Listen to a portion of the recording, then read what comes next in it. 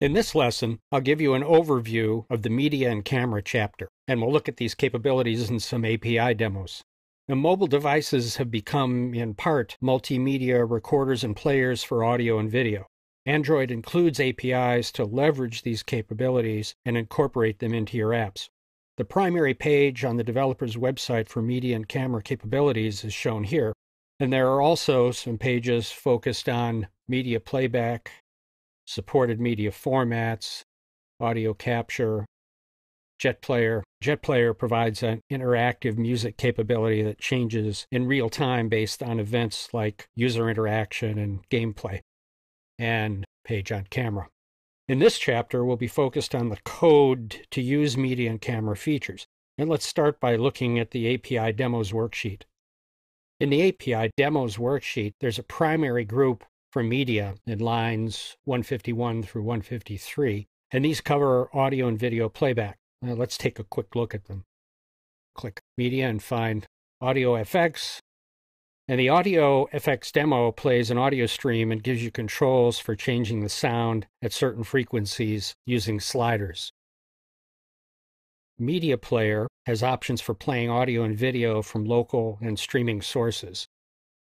And on these other buttons, you would have to add in your own file to be able to use them. And the video view plays a video in a screen area here, and once again, you'd have to add in your own video clip to use it. And the camera demo is in the graphics primary group. We see it here on line 122. So if we go back, click on graphics, and click on camera preview, brings up a camera. You see a shot of my computer. In the camera lesson, we'll go through how to set up the emulator so that you can attach a camera. And when adding media and camera features like these to your apps, you may need to include permission specifications in your manifest depending on the specifics of what you're doing. For example, let's open the manifest of the API Demos app.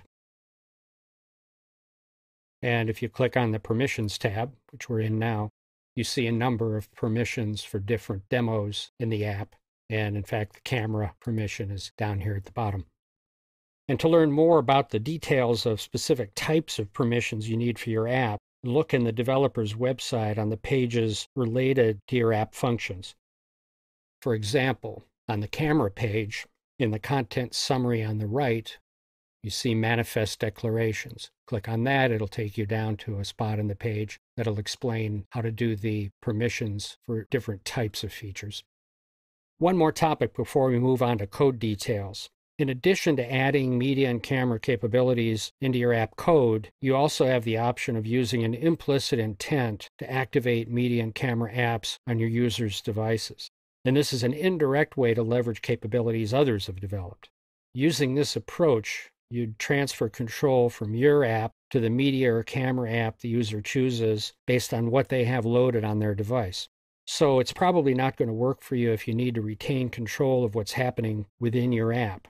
But it can be useful if you want to offer a media or a camera option that doesn't have to be tightly integrated into your app.